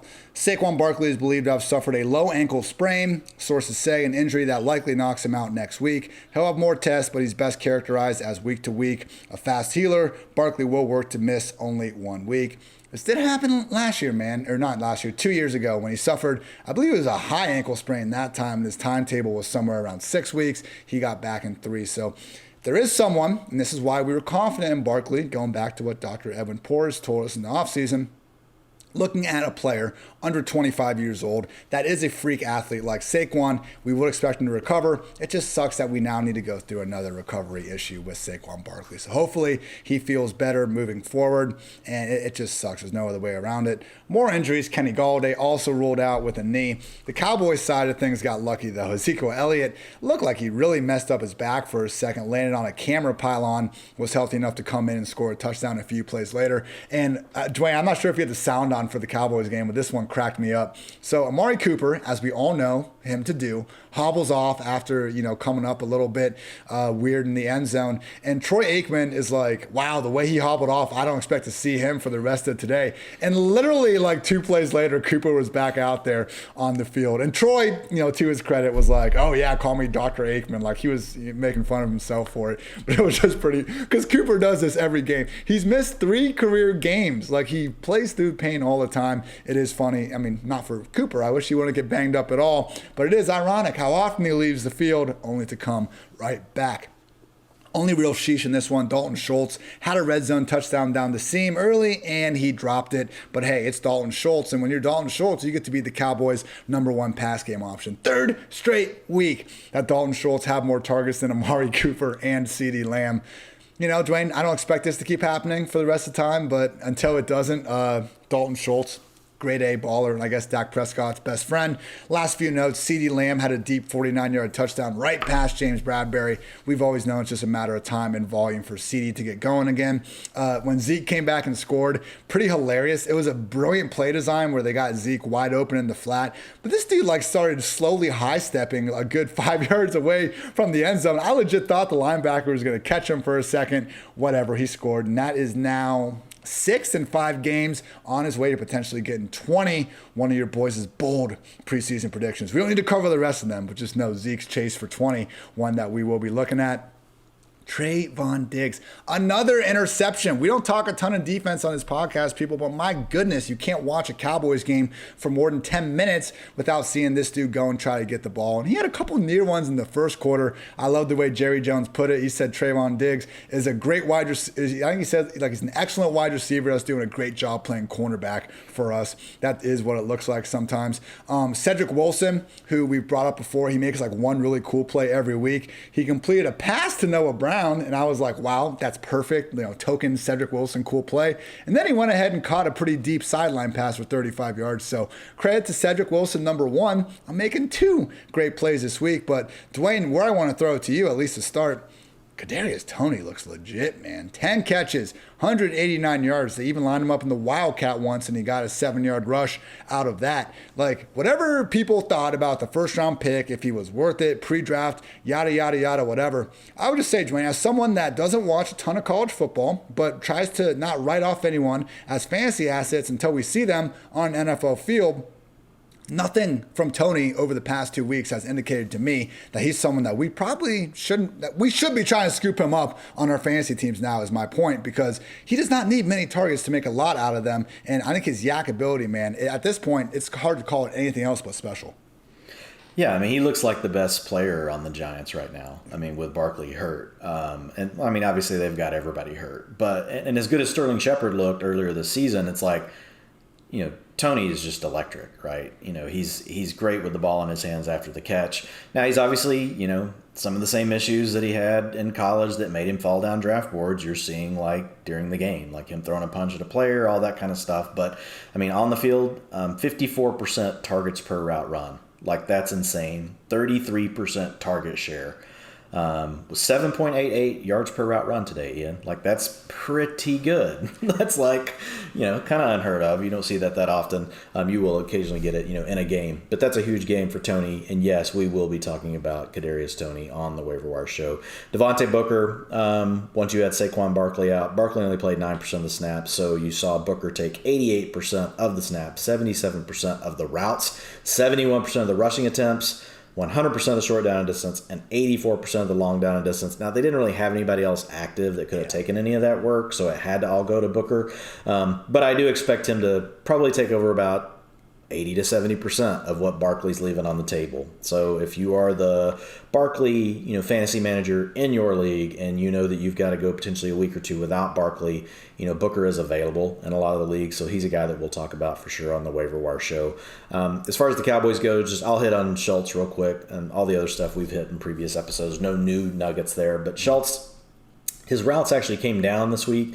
He was at 68%. He had gotten up over the 70% mark, but still 32% targets per route run. Like, so when he's out there, they're really looking for him. And a lot of it's to do with the way the defenses are playing the Cowboys. And Dak's a smart enough quarterback that he's saying, okay, fine, I'll just throw it under here to Schultz. And Schultz had, I think you mentioned it a second ago, but I mean, he could have had a touchdown as well, that hit him right in the hands. It was a great throw by Dak. 25% target share on the day. So yeah, Schultz, until these receivers are fully healthy. I think once you get Gallup back, that's obviously not going to help him. But it's like, hey, ride the wave while you can ride the wave, Ian. PFF low stat is for Trayvon Diggs, defensive one. How about that, people? 6 interceptions this year. It's, remember, week 5. Last season, in 16 games, the Honey Badger had 6, J.C. Jackson had 9, Xavier Howard had 10. That is it. Like, 6 is so freaking crazy. Defensive MVP talk probably needs to start here at some point. I know it's Aaron Donald's award to lose every single year, but people, if we're talking double-digit interceptions, and it's not like these are interceptions where we see Diggs make a great play 1 second and then he's gambling and losing on another one. This is not the Marcus Peters experience. Like, this is Trayvon Diggs making one consistent bar hawk play after another every single week, and it has been a lot of fun to watch. In a not-so-entertaining NFC West shootout, Cardinals took down the 49ers 17-10. Arizona covered as 5.5-point favorites. The under cashed at 48.5. couple sheeshes in this one. Rondale Moore, I still don't know how this wasn't scored a touchdown. Like, he had a long play. I believe it was even like a rush attempt. It was a pass. He gets outside, makes a couple dudes miss, and I don't know where his foot went out of bounds. Not only did they say it went out of bounds, but it said the ball didn't pass the pylon. Like, the announcers on the game were literally like, oh, they're going for 2 here, okay. And they were still trying to score the touchdown because the ref ruled them down at the 1 yard line. So super confusing. And of course, James Conner had to come in and vulture him after that. So if you played James Conner today and you managed to get by on the 29 rushing yards, just know that that touchdown probably shouldn't have even been available if the refs just had given Rondale the score like they should have. But also point out that DeAndre Hopkins should have had a short touchdown on the goal line. He was wide open, but Kyler threw it behind him, and it went through Hopkins' hands, but it seemed to me like a play where Kyler should have put it on him. Kyler's reaction seemed to indicate that. Either way, miscommunication between the two. And final note that Trey Lance wasn't able to find the end zone for himself. Deebo Samuel scored the only touchdown on a 13-yard carry, but man, oh man, did he try on a 4th and 1. Got to the goal line, tried to run over 2 guys, did not run over 2 guys, stuffed short at just the 1-inch line. Man, even that ball seemed to be going over the pylon in a couple of those camera angles, but we know how everything seems to look the way you want it to look in super slow motion. So in general, Trey Lance, 16 carries, 89 yards, and we saw a lot of the kind of erraticness that we talked about, and particularly you, Dwain, when going back and looking at his film before last week. I think it was Pat Kerrane had the best tweet about it over at NBC Sports. He's been on this podcast before, but Pat said, like, wow, Trey Lance has such a big arm. He might be able to throw an 80-yard interception. So, like, just looking at what he's doing out there, yeah, sometimes it's great. He squeezed one into Brandon Ayuk on the sideline where it was only spot where he could get it.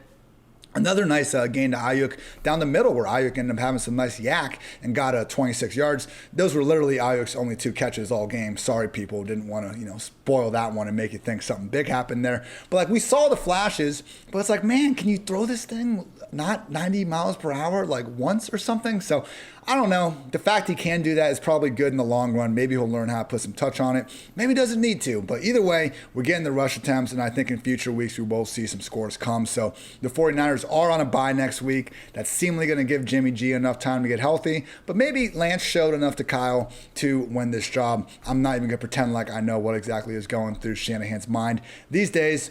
Any other final notes? DeAndre Hopkins really started to get back into form. I was getting a lot of questions about him start sit this morning, and the answer was always the same. You start DeAndre Hopkins each and every week, people. 6 catches, 87 yards, and a touchdown. Caught a dope bomb. Next play, caught a dope fade because DeAndre Hopkins is a dope player, and I'll stop trying to say dope for the rest of the podcast after spamming you all. Final note on the Cardinals, Rondale Moore. I mentioned that touchdown. He also just had a spectacular catch down the sideline where the refs didn't even think he got his 2 feet down for a second, and they collaborated, and they ended up ruling it a catch. But Rondale Moore, even if he's used more like a one-trick pony, usually this kind of hybrid scat back, throwing the ball, within 5 yards of the line of scrimmage, what he's shown in terms of downfield tracking ability so far has been nothing short of great as well. So here's to hoping that in a future Cardinals offense, we see someone like Rondale Moore getting truly featured to the best of his abilities. Sadly, Max 2X Williams looks like he tore an ACL. It was a really bad knee injury. He got carted off. Max was someone that was starting to pop up here more and more. Unfortunately, could be looking at a season-ending injury. So hopefully Max can get better there. Dwain, I'll throw it over to you because on the surface, Elijah Mitchell's usage looked pretty good coming back, man. Yeah, it did. 68% of the snaps, 50% of the routes per team pass play, 37% of the rushing attempts, but you had 52% of the design rushing attempts going to Trey Lance. So we'll come to that, in a second. 75% of the short down and distance. And then, he got a little over 40% of the long down and distance, and he got right at 40% of the 2-minute offense. So, look, basically getting about half of the rushing attempts and going to be out there for half of the passing work, in an offense that should continue, we hope to get better, but we know they want to run the ball plenty. And so Trey Sermon was only out there for 4% of the rushing attempts, and both of his came in the 2-minute offense. So only 3% of the snaps for Trey Sermon. So this really is Elijah Mitchell's backfield. Only 4 4% of the rushing attempts to Kyle Juszczyk, so we didn't see him getting involved. He was still obviously out there doing some of the long down and distance stuff and helping with some of the pass blocking. And I think we'll continue to see that until you get like JaMychal Hasty or someone else back that can help relieve Juszczyk of some of those duties. But I think Mitchell is, he's safely, high-end RB3, low-end RB2. This is more his backfield than not, So Trey Lance, you heard me already say 52% of the rushing attempts for the team, which is great. Like that's elite. But then also 15.8% scramble rate on his dropbacks. So like that's a lot of running. Unfortunately, only 205 yards passing. It's didn't look pretty, Ian. He completed, let's see here, he completed 52% of his passes. Our adjusted completion rate, though, shows him at 77%, which I'll be happy to dig into that tomorrow. So it looks like more of his passes were on target, but for whatever reason they were not caught. So and again, this is the first pass at the data, so our team's like the first time the team goes through it and they load up the data. Then Ian and I are still in it to try to use for the show. So we'll see what that looks like tomorrow. But first glance, maybe there's something with that. But overall, when I was watching the game, and I had it on Red Zone, whenever I didn't have it over on the Cowboys game. So it was just kind of, when I was in commercials, I'd bounce over to Red Zone, so I didn't get to watch the whole game. But I saw 2 or 3 throws that I just thought, it was not good, at all. But maybe it was a small sample size thing. Real quick, with the Cardinals leading the whole game, you saw Christian Kirk and Rondale Moore's roles pretty much even out. And I think, really you called this last week, Ian, when you talked about Rondale Moore being involved a little bit more because of Chase Edmonds coming in the game with a banged up shoulder. It probably wouldn't all go to James Conner. We would see more of this go to Rondale Moore, and that's what we saw. James Conner was at 38% of the rushing attempts. He's been right around 40% the whole season. But this game, we saw Rondale Moore get up to 48% of the snaps, 57% of the routes, but he also handled 8% of the rushing attempts, targeted on 30% targets per route run, 20% target share on the day. And to your point, DeAndre Hopkins, 30% target share. He got up to 24% last week. Remember, the 2 weeks before he was playing with a bad rib. I have a feeling the DeAndre Hopkins boom game, it's on the way in. We're gonna have to suffer one more week of people be like, oh, he got lucky, he caught the touchdown at the end. The utilization looks great for DeAndre Hopkins, and it's probably a buy low window. I know people are like, oh, you can't just say buy low because of a bad week. Well, Hopkins has had a few bad weeks. And so anytime you have that, you just want to go ahead and see if the manager in your league, for whatever reason, they're getting cold feet around a player. And you'd be surprised, recency bias, we talk about it a lot. It's a really strong drug. And a lot of people, they can't help it. They just know what happened in the last game or two. And so Hopkins could be a potential buy low still, despite scoring the touchdown late here.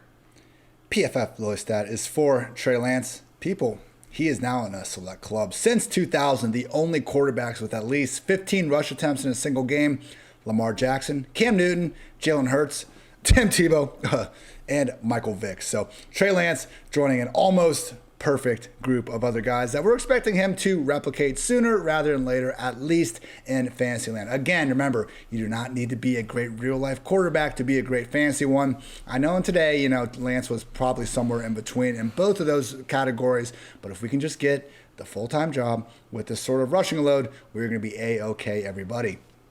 Most entertaining game of the day. Chargers took down the Browns 47-42. Chargers covered as 2.5-point favorites, and the over hit at 46.5. Hell, Chargers freaking covered that themselves. So Brandon Staley, Justin Herbert, arguably the front runners for Coach of the Year, and maybe even MVP for Herbert at this point. Just the way Staley was going for it on fourth down from the start of the game to the end of it. He knew what he needed to do, and that was put up points to win this shootout, and they ended up doing just that. So really with Herbert, man, he just keeps impressing week after week. 5 total touchdowns in this one, 4 through the air, 1 on the ground. The bombs to Mike Williams, who went off for 165 yards and 2 scores, they were kind of broken coverages, but it was also just good play design, and they put a lot of stress on defenders downfield because you got Mike freaking Williams running past you. So Herbert put it on him. He got those scores. Keenan Allen also had 6 catches for 75 yards.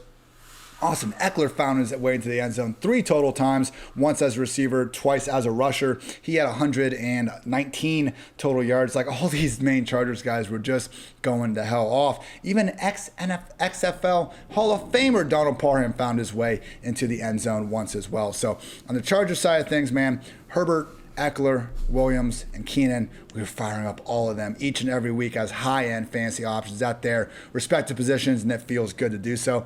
And hey, fantasy football people out there that won your matchup because of Austin Eckler, maybe consider thanking the Browns, because he did a really smart thing. He pulled the Todd Gurley move, and I think it was it Brian Westbrook that did it against the Cowboys in the 2000s, Dwayne? Yes. Yeah.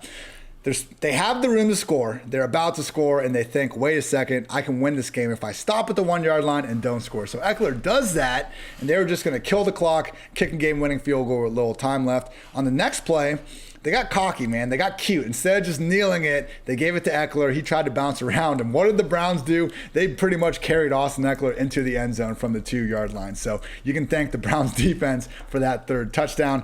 On the Browns side of things, I mean, Baker Mayfield, okay, kudos for him for, I guess, being the guy that had to receive the snap, and his offense put up 42 points. But this was not the sort of bounce-back performance we were hoping for.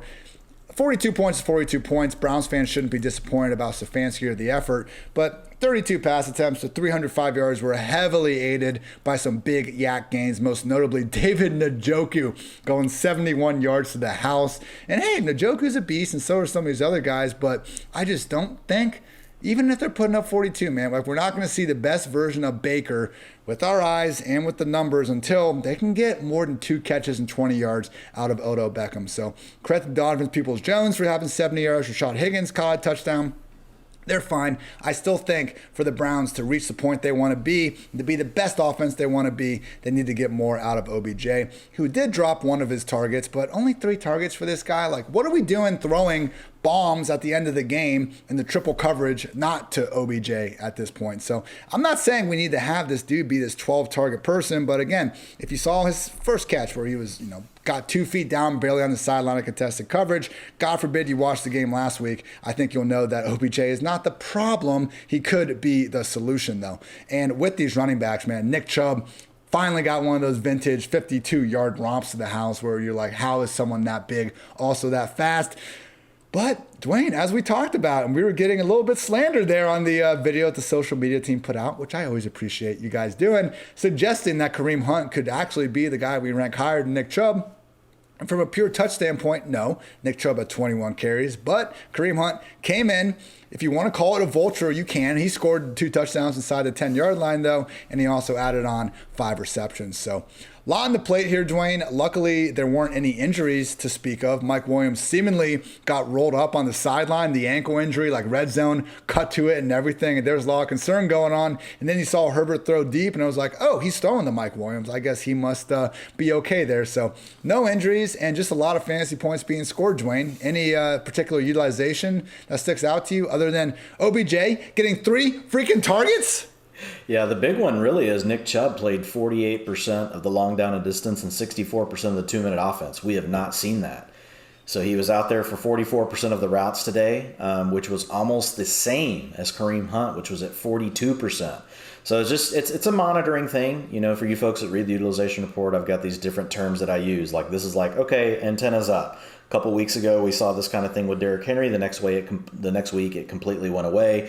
I haven't had a chance to watch this game. Who knows? Kareem Hunt may have been gassed for some period of time. He did get. I think he got poked in the eye at some point. So that could have been it. Yeah. They could have went to the 2-minute offense right when that happened, and then that would lead, because the 2-minute offense, it might be 15 snaps. Would be a lot that would make in a sense. game. Yeah, so we'll have to look. I'll have to dig deeper into that tomorrow for the utilization report, but definitely caught my eye. David Njoku, despite only being out there for 53% of the freaking routes, I will say Njoku, his targets per route run have been really good this year. He and Harrison Bryant, it's been Hooper out there running more routes but not getting targeted, where it's Njoku and Harrison Bryant hardly running any routes, and they're getting targeted more often. Of course, Harrison Bryant today came up with a big donut in the targets per route run.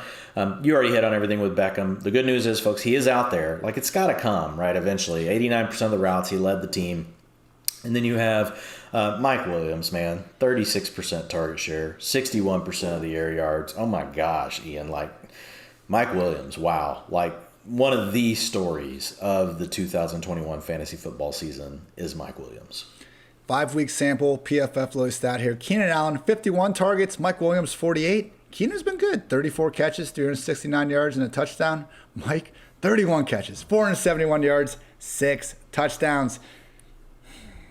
Are we ranking Mike over Keenan next week, Dwayne? Yeah, I think we have to be honest. Like, I mean, look, and it's not even a shot at Keenan. Keenan can still be ranked highly. Like, I ranked Mike Williams over Keenan this week. It's just that Mike is now at the party. He's not like hanging out, and he's not at the kids' table anymore. Yeah, like he's next to Keenan. Yep. Great stuff from Big Mike. Bears, last game here, everyone. Bears beat the Raiders 20-9. Chicago covered as a 5.5-point dog. Under hit at 46. Couple sheeshes. Josh Jacobs, short rushing touchdown, nullified by not 1, but 2 holding calls. I don't know what the refs had in for the Raiders today. I'm not even saying like they weren't holds, but I just don't remember all that often seeing a holding penalty and the ref calling 2 separate offensive linemen for it. And it happened in the Raiders twice on 1 drive. So that stuck out to me. Derek Carr, actually, surprisingly, made this real nice play, escaping the pocket and kind of getting out and still throwing an accurate ball downfield. He's awesome from the pocket, but we do see some trouble come when he tries to extend plays. Brian Edwards, a.k.a. T.O., a.k.a. Randy Moss, dropped it. So that could have been a nice game. And then at the end of the game, 4th and 5, last kind of hope to really extend things. Had Edwards a little bit open down the seam. Would have been a nice ball, but Carr overthrew it. So I wouldn't overly freak out in this one, people. I know it's back-to-back weeks where the Raiders haven't looked that good. It was against the Bears and a Chargers defense that is certainly much better against the pass and confusing things there as opposed to the run. So Carr, Waller, Ruggs, Edwards, none of these guys did all that much. Hunter Renfrow caught 6 passes for 56 yards because he always catches at least 5 passes because we got to love our guy, official cool bro, Hunter Renfrow, who will knock your head off if you try to do a fake punt and his team doesn't know about it. We also did see Josh Jacobs find his way back into the end zone later and catch 4 passes for his trouble. So quickly, Dwayne, on the Chicago side of things, just more mediocre usage from Justin Fields that isn't going to get him any closer to us starting him in fantasy. He has nothing about his skill set has changed that made everyone love this dude in the pre-draft process to begin with. But last week, he threw 17 passes. This week, he threw 20. Last week, he had 3 rush attempts. This week, he had 3 rush attempts. It's great that Nagy designed them, but at this point, using him as a rusher, this is not something they're even a little bit interested in. And him hurting his ankle and briefly having to come out of the game isn't going to help that. So, at the end of the game, 3rd and 5, game on the line, they dialed up a QB sweep. They are aware of who they have in Justin Fields, but it is not even close to the way that Trey Lance and some of these, Jalen Hurts and these other dual threat quarterbacks are being used. So for now, Justin Fields, if it wasn't already, it just really needs to be a wait-and-see situation. He's nothing more than a low-end QB2 at this point. Nothing too much from the receivers. Again, it's just hard for these guys to do much when you're only throwing the ball 20 times. I'll throw this one over to you, Dwayne, because Khalil Herbert, I thought he'd have a role. Did he out-snap Damian? He sure out-touched him. Yeah, 53% of the snaps versus 48%. Wow. And Damian only 37% of the routes. I would have thought that number would have been around 70%. Rushing attempts, 49% for Khalil Herbert, 43% for Damian Williams. Now, we did see last week, whenever Herbert and Damian Williams came in to spell Montgomery, we weren't for sure because small sample size, but we're like, they kind of used Khalil Herbert here in the 4-minute offense. The Bears were basically running a freaking 4-minute offense the whole damn game today. They just wanted it to be over. And so they had the lead, so maybe that's part of it with Herbert, but 60% of the short down and distance, 50% of the long down and distance. Khalil Herbert had 100% of the 2-minute offense. I got to go check. It might have been half a snap. Because the Bears don't. Damian already had that role. Why would you take it away from the guy? I don't know, Ian. I just report the news. But, so if you went and blew, 60% on Damian Williams, I'm not saying, this is going to last this way, but, man, this... You're not happy about this at all. The good news is targeted on 30% of his routes. So even though he didn't get to run that many, he still managed a 13% target share. But at the same time, you're like, Dwayne, Ian just said they only threw the ball, 5 times in the whole game. So it's what's 13% target share worth? It's not worth very much. Justin Fields, 8% of the design rushing attempts, not enough. 0% scramble rate. That sucks. You can't start Justin Fields, period. You folks probably already knew that. A-Rob, Mooney, fine, getting their targets, but the offense sucks. On the Raiders side, really just one player to hit. It's Josh Jacobs, man. 69% of the snaps, 48% of the routes, 76% of the rushing attempts. And so this is a game where the Raiders were losing the whole time. And Josh Jacobs managed to stay out there, which makes you wonder, again, what really is Kenyon Drake's role? Kenyon Drake was only out there for 20% of the routes. But he got 26% of the long down distance, 36% of the 2 minutes, so he's not even getting all of that. You know why? Because you got to get Jalen Richard on the field, Ian. Jalen Richard deserves to be on the field. So Kenyon Drake is now splitting his role with Jalen freaking Richard. So Merry Christmas, Raiders backfield. 23% targets per route run to Josh Jacobs, though 13% target share to Josh Jacobs. So Josh Jacobs is low-end RB2. You know, we just need the Raiders offense to look more like what it looked like whenever, you know, we were loving it versus the last 2 weeks where things have just fallen apart on them a little bit. They get the Broncos next week, not necessarily guaranteed to go better there. After that, though, Eagles, Giants, Chiefs, Bengals, Cowboys starting to turn a little bit more in the right direction. So I still do think, people, Josh Jacobs, someone that many of us, including myself, were not even including in the top 24 running backs necessarily before the season because of Drake and because of the potential for someone else. Based on this usage, Dwayne's right. Low-end RB2, and if the offense gets a shit together, we're back to the RB1. So, again, I love the idea. I do. I want to buy low on Josh Jacobs because this is actually a running back we can get that we don't have to break the bank for. You can probably flip a couple flex guys, you know, pay 90 cents for the dollar. Someone may pay you to take Josh Jacobs from him. Exactly. Exactly. Like, this is not Alvin Kamara. Like, I'm not saying to make some huge trade that's going to turn your roster upside down. You very well might be able to get this guy legit. Like, he is a buy low player. You can actually use low pieces to buy. Like, crazy concept. It's funny that word doesn't mean that more often. PFF, Lily stat though. Players with 5 receptions in each and every game this season: Devontae Adams, Justin Jefferson, Cooper Kupp, DJ Moore, and of course, Hunter Renfrow. Keeps on keeping on. Find a way to get that dude in your wide receiver 3 range in full point per reception formats. He has earned it. Dwayne, we are done. We got halftime concluding for Bills Chiefs. You know, my one thing going into this game, my like home league important fantasy matchup, I just couldn't have Josh Allen and Tyreek Hill go nuts. Yeah, Josh Allen has like 3 touchdowns and 260 total yards in the first half. So I'm going to drink. I've been glancing over there, and yeah, it's Josh is doing his thing. I'm going to drink a lot and think about the steps that I've taken to lose this badly to Josh Allen. But anything else you want to get off your chest? No, man. No. Great show. Enjoyed it. Looking forward to the waiver wire program tomorrow. Program. That's when you know you're an old person, when you say program. That's what my daughter Zoe always like. She's like, you probably call like shows programs. I'm like, no, I don't. But now you've put that in my head, and I'm saying it on a freaking podcast. Come check out the PFF Fantasy Football program on Tuesday. We'll have our waiver wire edition out then. On Wednesday, we'll have Dwayne and I's game-by-game preview for the following week. Guest is on Thursday. DFS show, and then we talk some injuries. It's late. We got to go. My heart hurts because I love Josh Allen, and he's just kicking my ass right now. So for Dwayne, for Ian, thank you as always for tuning in to PFF Fantasy Football podcast /program. And until next time, take care, everybody.